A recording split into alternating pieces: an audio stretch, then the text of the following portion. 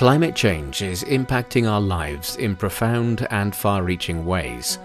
That impact can be found even on the soil, the land humans depend on for food. As climate negotiators convene in Baku, Azerbaijan, for COP29, the United Nations Climate Change Conference, to discuss the most urgent climate change issues, we turn our attention to a group of researchers who are working to safeguard the Earth's precious black soil land. In this episode of Footprints, we meet Hou Hongxing and his fellow researchers who have spent years in the field in northeast China, monitoring the evolving conditions of the region's black soil and exploring ways to retain its fertility.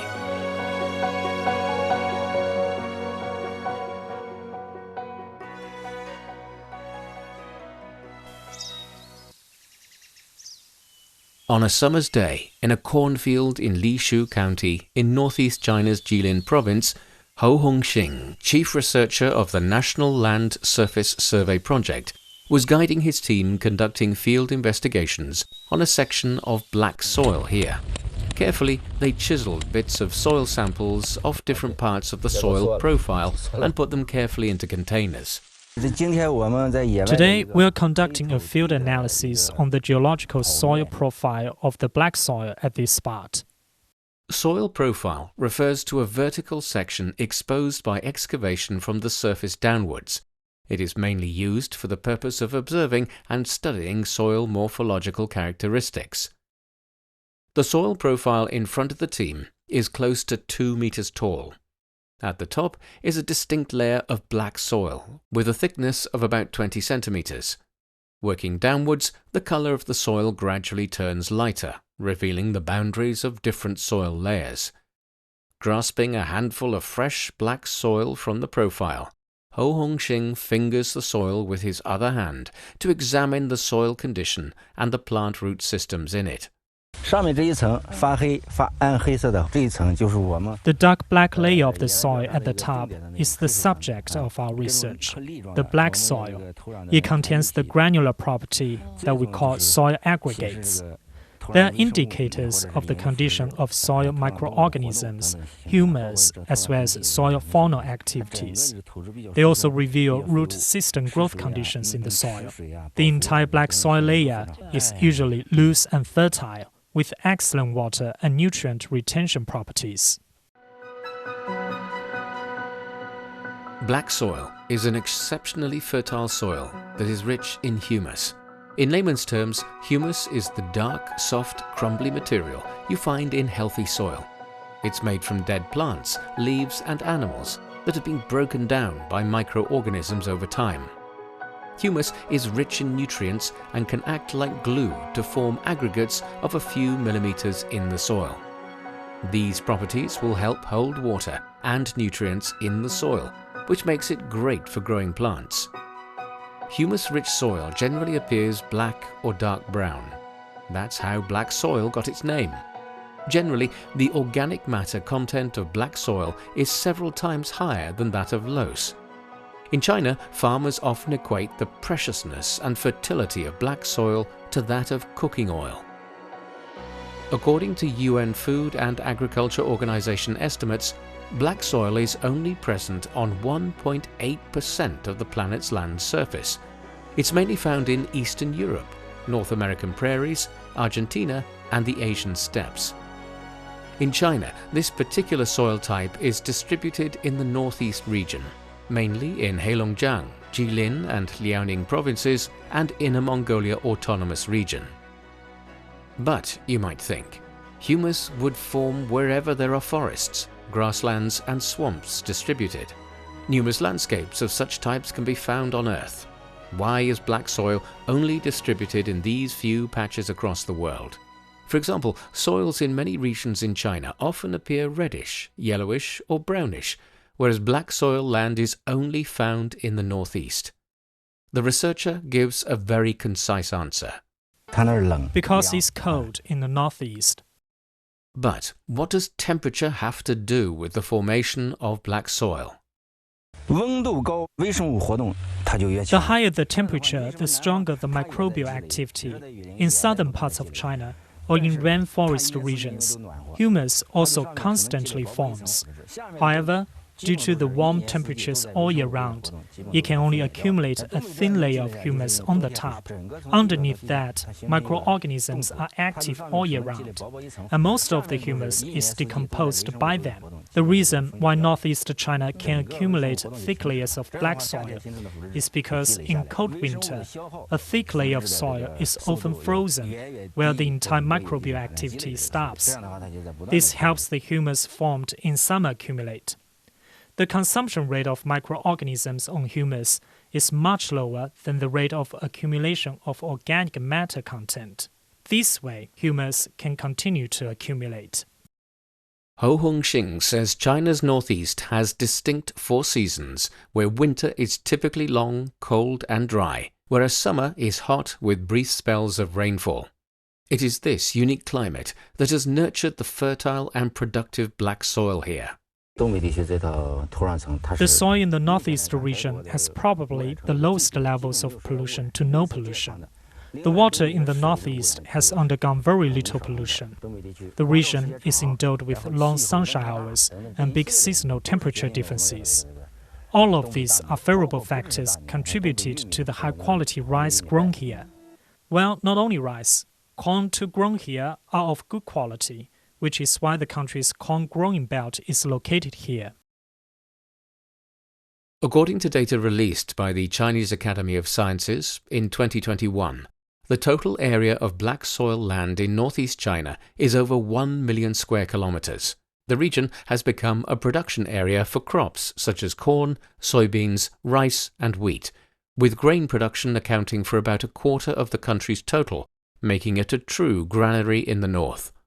Lishu County in Jilin Province is endowed with vast black soil land and is a key grain production hub. But in recent years, the black soil in the northeast region is also showing signs of degradation, affected by natural factors, climate change and human activities. To conserve the precious land resource, China's Black Soil Protection Law was passed in 2022 to specifically protect the country's black soil land. China has also carried out investigations into black soil surface evolution in recent years. Langfang Natural Resources Comprehensive Survey Center, under the China Geological Survey Bureau, dispatched its teams of researchers, headed by Hou Hongxing, to Lishu County to investigate the black soil surface matrix in the area since 2021. In recent years, Hou Hongxing and his fellow researchers have covered almost every inch of the black soil region, sampling and investigating the soil conditions. At another sampling site in Lishu County, which is part of Siping City, Hou and his team soon set up the equipment and completed equipment testing. This is one of our soil sampling sites. We have selected the spot on the south bank of the Jiaosu Tai River in Shijiabu Township section. This is on an alluvial plain. On average, we drill to 5 meters below the surface because we are researching on the surface black soil layer and the underlying substrate layer, which forms the support base of black soil. These two layers are closely linked to our surface ecological conditions, farmland, and a human living environment. Half an hour later, the drilling and soil sample collection work was done. How did the researchers find the black soil conditions on this spot? The sample shows the black soil layer at this spot is much better than the previous spot we sampled. The black soil layer here measures 1.2 meters thick. But not every sampling is as satisfactory as this. According to Hou Hongxing, their investigation has found that black soil layers in some spots are facing problems such as thinning and harder soil texture. What impact will these phenomena have on the growth of crops? The researcher lists some scenarios. Suppose the top black soil layer has degraded, but the base below is muddy soil.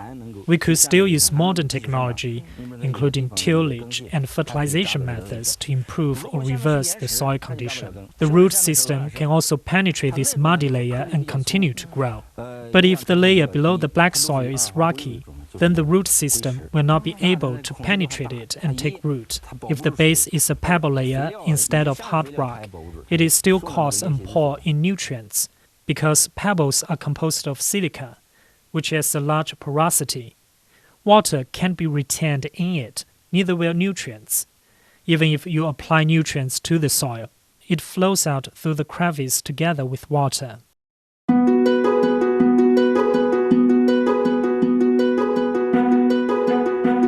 According to Hou Hongxing, a few decades ago, the black soil layer in northeast China was generally between 60 and 70 centimeters in thickness. Now it is around 40 centimeters. In some areas, it only measures 20 to 30 centimeters. So, what has caused the degradation of black soil? You're listening to Footprints.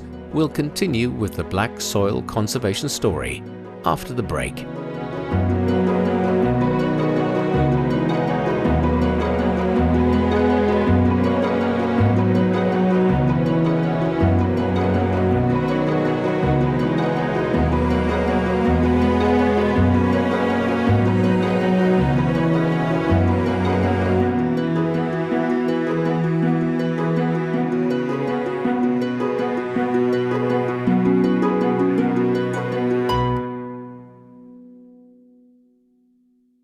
The China Black Earth Museum is the first museum in the country dedicated to the theme of the protection and utilization of black soil.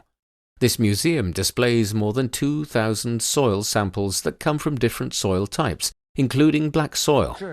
We're here to learn more about formation mechanisms of the precious black soil. Standing in front of 3 large chunks of soil samples, soil researcher Hou Hongxing first explained the factors that cause the degradation of black soil. The most important factors are natural, including soil erosion, desertification, soil salinization, etc. Soil erosion is a relatively common factor. For example, after it rains heavily, the rainwater gathered from higher ground will carry the surface black soil away. Hou Hongxing says that soil freezing and thawing constitutes another main cause of soil erosion. In winter, the northeast is mostly covered by thick snow. When the weather gets warm the following spring, the ice and snow on the top melts, and the soil becomes soft. The melted ice water easily forms runoff on the soft surface, taking away part of the black soil. In low-lying areas, salinization is likely to occur due to poor drainage. In slightly drier places, evaporation is greater than water recharge.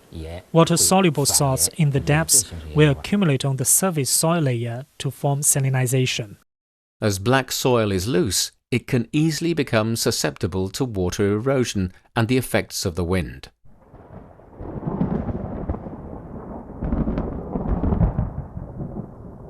According to some Chinese researchers, including Professor Yang Xiaoguang from the China Agriculture University, global warming and extreme weather conditions have increased the frequency of heavy rainfall and drought in the black soil region, which has further aggravated soil erosion and the loss of surface soil.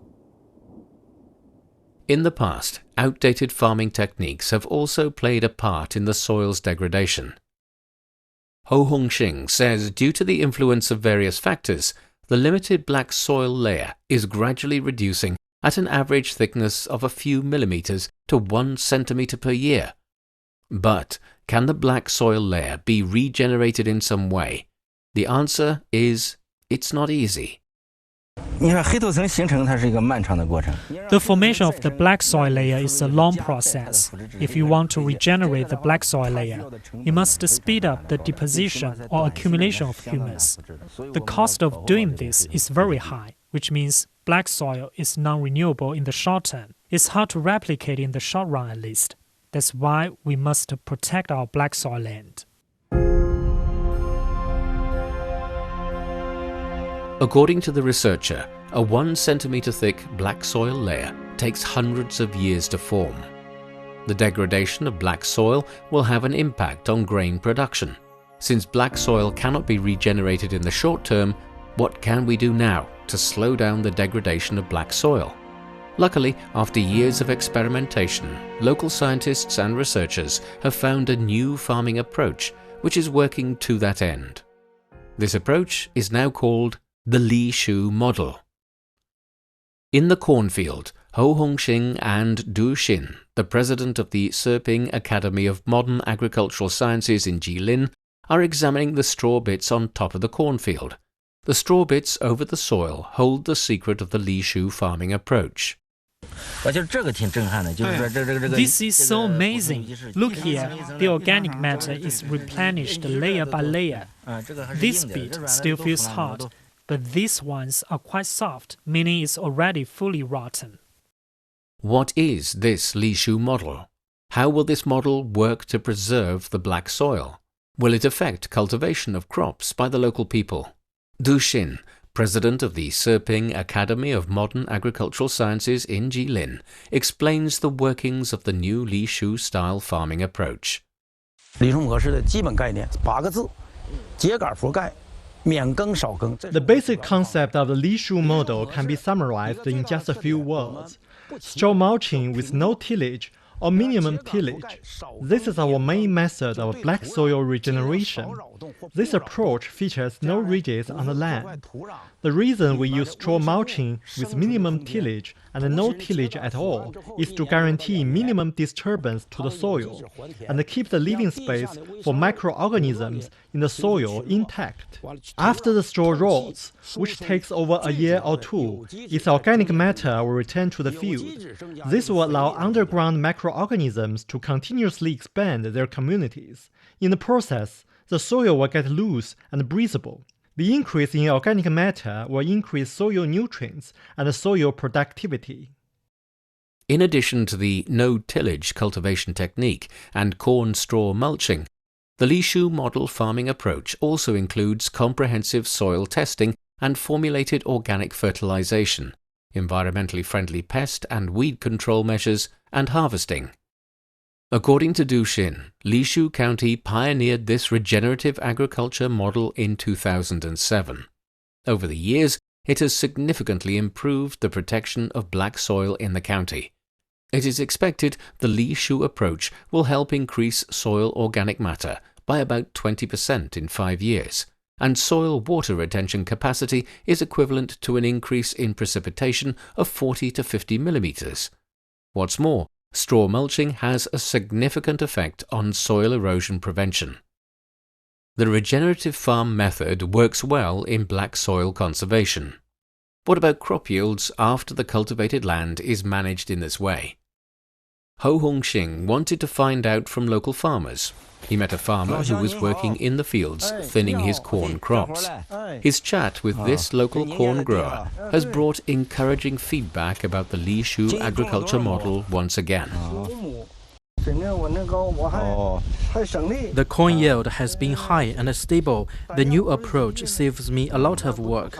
Much work, such as spraying pesticides, has been taken over by farm machinery. All I have to do is to thin out the plants.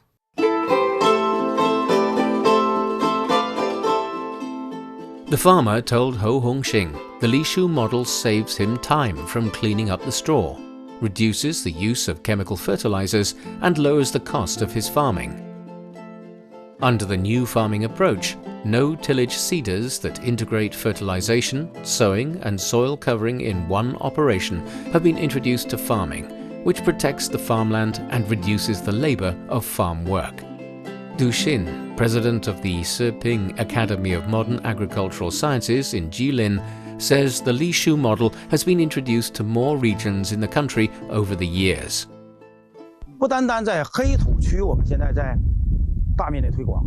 Application of this new farming approach is not limited to the black soil region.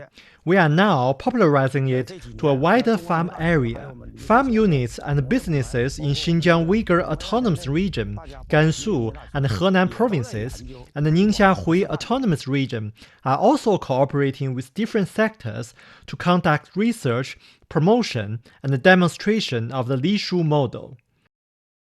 According to Du Xin, Jilin province has further optimized the Li Shu farm model in 2022 and popularized it to 46 counties and cities.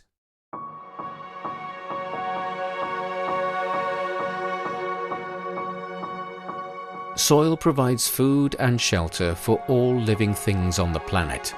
Healthy soils are essential for sustainable societies.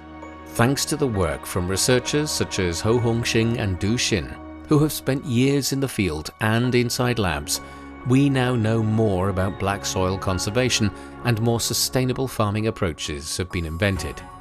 It's hoped that new farming approaches can work to conserve the fertile black soil and reduce the impact of climate change. With that, we come to the end of this edition of Footprints. Thanks for your company. If you're interested in hearing more about the lives of ordinary but incredible people in China, follow us wherever you get your podcasts. Just key in Footprints and you can find more stories anytime, anywhere. I'm Bob Jones. We'll see you next time. Bye for now.